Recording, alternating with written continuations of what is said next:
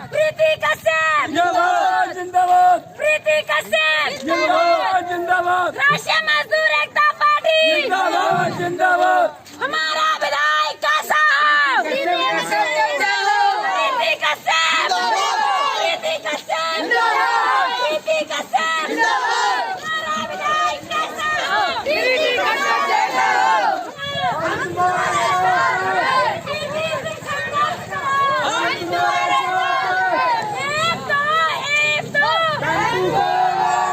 आपका बहुत बहुत स्वागत है। इस वक्त हम मौजूद हैं 123 बिथरी विधानसभा क्षेत्र के मनपुरिया गांव में और हमारे साथ है राष्ट्रीय मजदूर एकता पार्टी की उम्मीदवार कुमारी स्वाति कश्यप। बरली दर्पण पर इससे पहले भी आपने इनका इंटरव्यू देखा था। आज ख़ास तौर से ये इलाके में घूम रही हैं और जनसंपर्क कर रही हैं।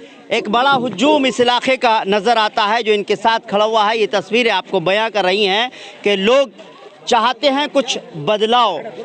वो भी जानूंगा यहाँ की समस्याएं क्या है, वो भी जानूंगा। मैं पहले प्रीति जी से ही बात करूंगा। प्रीति जी बहुत बहुत स्वागत है आपका। Thank you. जी जी, आप जनसंपर्क कर रही हैं यहाँ पर, कहाँ कहाँ किस किस इलाके में गई और किस तरह का लोगों का आपके साथ सपोर्ट मिल रहा है? हालांकि ये भीड़ आपको बहुत कुछ बता रही है आपके साथ। कमालपुर में मैं क्या कहते हैं इतना हम चलते चलते बात करें। जी जी, कमालपुर में इतना ज्यादा बुरा हाल देखा है मैंने। जब वहाँ से यहाँ तक आई हूँ सारा रोड टूटा हुआ पड़ा है। सरकार का कहना था कि हम गड्ढे भरेंगे, लेकिन उन्होंने गड्ढे नहीं भरे और गड्ढे कर दिए। जो ईंटें रोडों पे बची थी वो भी उखड़वा के ले गए अपने घर घर। लेकिन मेरा एक ही सिद्धांत है कि हमारे लिए वो नेता चाहिए। पब्लिक से एक ही संदेश है कि वोट उसको दो जो विकास करे, जो आवाज उठाए आपकी। मेरे जितना भी सहयोग होगा, मैं किसान भाइयों के लिए जितना मुझसे होगा, मेरी पार्टी से होगा, उतना करूंगी। गलियों और रोडों को चमकाऊंगी। हर घर से एक युवा साथी को, अगर हमारी सरकार आती है तो हर घर से एक युवा साथी को नौकरी भी दी जाएगी, जिससे कि देश की बेरोजगारी मिट जाए। हमारा भारत बेरोजगारी मुक्त होना चाहिए। हमारा भारत नशा मुक्त होना चाहिए। हमारा देश इन भ्रष्टाचार नेताओं से मुक्त होना चाहिए। जब कहीं दंगे फसाद होते हैं तो किसी नेता की कोठी नहीं जलती है, गरीब आदमियों की कोठियां या मकान जलते हैं, सरकारी संपत्ति को आग लगाई जाती है। मैं ये पूछती हूँ, नेताओं की कोठियां क्यों नहीं फूकती है? नेताओं के बेटे क्यों नहीं मारे जाते हैं? गरीब आदमी और किसान भाइयों के ही बेटे क्यों मारे जाते हैं? वाकई सोचने की बात है। सवाल आपके वाकई जायज़ हैं कि आखिर गरीब आदमी ही क्यों फंसता है, क्यों परेशान होता है। मजदूर एकता पार्टी, राष्ट्रीय मजदूर एकता पार्टी, जाहिर है जैसा नाम है वैसा ही काम भी होगा, क्योंकि हम देखते हैं कि एक बड़ी तादाद मजदूरों की होती है। कोरोना का दौर आया तो मजदूर जो थे सड़क पर नज़र आ रहे थे, सरकार ने उनका ख्याल नहीं किया। यहाँ पर जिस तरह से लोगों से आप मिलती हैं, ख़ासतौर से बिथरी चैनपुर विधानसभा में मैं देख रहा हूँ जिस गाँव में जाती हैं आप, तो इस तरह से हुजूम लग जाता है। मजदूरों की किस तरह की समस्याएं हैं, मजदूरों के लिए किस तरह से रोजगार आप यहाँ मुहैया कराएंगी आप अगर विधायक बनती हैं? अगर मेरे को यहाँ से मेरे युवा साथी और मेरे बिथरी चैनपुर के सभी वोटर मौका देते हैं तो मैं कोशिश करूंगी कि मेरा एक भी मजदूर भाई बिथरी चैनपुर को छोड़ के ना जाए। और जितना मेरे से कोशिश होगा सारी फैक्ट्रियां कंपनियां लगाने का काम बिथरी चैनपुर में करूंगी, जिससे कि जो उन माओं से पूछो जो लॉकडाउन लगाया था सरकार ने, क्या मजदूरों को मौका दिया था घर पे जाने का? क्या उन्होंने पहले इस चीज का अगवा किया था?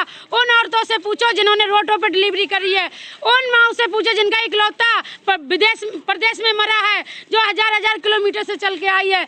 आपकी युवा साथी माताएं बहनें इस सरकार को इस चीज की मात देंगी और बताएंगी कि सरकार को रातों रात लॉकडाउन लगाने का और बच्चों को घर न भेजने का क्या इंतजाम होता है। वाकई अगर देखा जाए तो कुमारी प्रीति कश्यप का चुनाव चिन्ह जो है वो टेम्पू है और इन्होंने अपने मैनिफेस्टो में कुछ इस तरह की सुविधाओं की बात की है, गाड़ी चलाने की बात की है, एम्बुलेंस चलाने की बात की है, स्वास्थ्य व्यवस्थाओं की बात की है और ख़ासतौर से मजदूरों की बात की है तो किसानों के लिए बात की है। हालांकि हम ये सवाल कई बार पूछ चुके हैं, पिछली बार ही पूछा था, लेकिन फिर इनसे वो सवाल दोबारा दोहराना चाहेंगे। आपके मैनिफेस्टो में कौन कौन सी चीज़ें हैं जो आप बनेंगी, विधायक बनती हैं, सरकार बनती है तो आप सुविधाएँ देंगी? हमारे मैनिफेस्टो में सबसे पहले मेरे क्षेत्र में बिथरी चैनपुर में मिनी बसें छुड़वाई जाएंगी, जिसमें औरतों और लड़कियों के लिए निःशुल्क किराया रहेगा।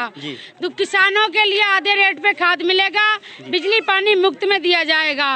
और जो क्या कहते हैं मजदूर भाई मेरे शहर से बाहर, गांव से बाहर जाते हैं कमाने के लिए, उनके लिए फैक्ट्री और कंपनियां लगाई जाएंगी जिससे कि वो बाहर ना जा सके। जी, बहुत अच्छी बात है। सुविधाएं तो बहुत आपने गिना दी हैं, तो उम्मीद यही करते हैं कि बेहतर जो है यहाँ सुविधाएं होंगी, रोज़गार मिलेंगे यहाँ पर। महिलाओं के लिए ख़ास तौर से एम्बुलेंस की बात होती है, स्वास्थ्य सेवाओं की बात होती है, उनके लिए जो है ट्रांसपोर्टेशन की बात होती है। इस तरह की चीज़ें इनके मैनिफेस्टो में शामिल हैं और कश्यप समाज से आती हैं। अच्छा, ये बताइए किस किस वर्ग का वोट आपको सपोर्ट कर रहा है? मेरे को सभी वर्गों का वोट सपोर्ट कर रहा है, क्योंकि मेरे युवा साथी और बुजुर्ग की चीज को, इस भ्रष्ट सरकार को समझ चुके हैं कि ये सरकार किस प्रकार की है, क्योंकि ये सरकार सिर्फ श्रवणों की है, गरीब मजदूर किसानों की नहीं है। इस सरकार ने इतिहास गवाह है, आज तक किसी भी सरकार ने किसानों पर लाठियां नहीं बरसाई है, लेकिन इस सरकार ने किसानों पर लाठियां बरसाई है। किसानों के लिए दिल्ली में नहीं घुसने दिया गया, उनके लिए कीलें गड़वाई गई, मजदूरों के लिए प्लान करने पे मजदूर करा गया। लाखों मजदूर हजारों 700 किलोमीटर पैदल चल के आए, जो कोई भूखा मर रहा है, कोई प्यासा मर रहा है। इस सरकार से ज्यादा नाश किसी सरकार ने नहीं किया है। आखिरी सवाल आपसे ज़रूर ये पूछना चाहूँगा, अलग अलग पार्टी के प्रत्याशी खड़े हुए हैं, आपकी किससे टक्कर है, किस पार्टी से? मेरी टक्कर रहेगी बीजेपी से। बीजेपी से, और दूसरी पार्टियां पीछे हैं आपसे? बिल्कुल पीछे हैं जी। तो आप बिल्कुल बीजेपी को हराना चाहती हैं? बिल्कुल हराना चाहती। बीजेपी का एक ही मुद्दा है, पप्पू बरतौल को टिकट दिया था पिछली बार, पप्पू बरतौल यहाँ से जीत के निकले थे, पब्लिक ने अपना आश्वासन दिया। अब बीजेपी ने उठा के ये कर दिया, पप्पू बरतौल कभी क्षेत्र में देखने को नहीं गए, तो उन्होंने उठा करके डॉक्टर साहब के लिए लाके सामने खड़ा कर दिया कि डॉक्टर साहब क्या कहते हैं, विकास करेंगे। लेकिन मैं ये पूछती हूँ, 5 साल बाद अगर डॉक्टर साहब क्षेत्र में नहीं गए, विकास नहीं करा, तो क्या 5 साल बाद वो फिर किसी तीसरे को खड़ा करेंगे? ये कुष्ठ नीति छोड़ दो, ये फूट वाली नीति छोड़ दो। मैं सभी पार्टियों से यही कहूंगी, क्योंकि बात करो विकास की, बात करो रोजगार की। जो इस समय उत्तर प्रदेश के सबसे बदतर हाल है बेरोजगारी, सबसे ज्यादा बदतर हाल है बेरोजगारी पे। वाकई कहा जाए बेरोजगारी है, समस्याएं बहुत सारी है, विकास की बात होनी है। तो ऐसे में एक नौजवान महिला को कहा जाए कि आप सपोर्ट करें, तो एक देखते हैं कितनी एनर्जी है, और कहती हैं कि मेरी अगर टक्कर किसी से है तो बीजेपी से है। तो आने वाले समय में देखना है, क्योंकि 14 तारीख को इलेक्शन होने हैं। अब आपको सोचना है, मत आपका है, वोट आपका है, अधिकार आपका है, आपको किसे वोट देना है। इन्होंने अपनी सारी चीज़ें बता दी, अगर आप इनको मौका देंगी तो इस तरह की सुविधाएं। कुछ कहना चाहती हैं? मैं अपने क्षेत्र से एक बात और कहना चाहती हूँ, सभी पार्टियों के दलाल और चमचे गांवों में घूमते हैं वोटों के लिए, भैया तुझे पेटी दे दूंगा, भैया तुझे पैसे दे दूंगा। क्या मैं एक गांव वाले एक बंदा ये खड़े होकर कहे कि गलियों में आकर के विधायक घूमा है, गलियों में आकर के जो बड़े नेता है वो घूमे? मेरे को एक इतनी पब्लिक खड़ी है, एक बंदा खड़े होकर के कहे कौन सा विधायक इनके गाँव में गलियों में घुमा आकर के गलियों का हाल देखा? आप विधायक होंगी तो किस तरह से? बिल्कुल आऊंगी जी, मैंने अपना मोबाइल नंबर भी दे रखा है।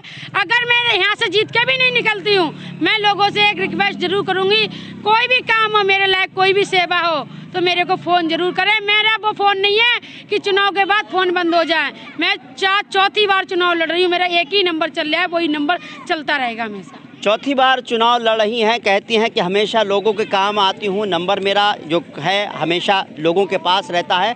आप चुनाव जीते या ना जीते वो आगे की बात है, लेकिन हमेशा लोगों के साथ खड़ी रहती हैं, इससे ये साफ जाहिर होता है। अब सोचना आपको है कि इस तरह से एनर्जेटिक महिला हैं, इनको जो है आपको चुनना है, या किसी ऐसे शख्स को जो विकास के नाम पर बिल्कुल भी काम ना करे, जो एक बार वोट लेकर चला जाए और आपकी गलियों, आपके मोहल्लों, आपके दरवाजे तक ना आए, ऐसे इंसान को चुनना है। ये आपको सोचना है। दोस्तों, आपकी क्या राय है कमेंट करें, साथ ही हमारे चैनल को लाइक और सब्सक्राइब करना ना भूलें। और प्रीति जी, हमसे बात करने के लिए बहुत बहुत शुक्रिया। नमस्कार, सत श्री अकाल।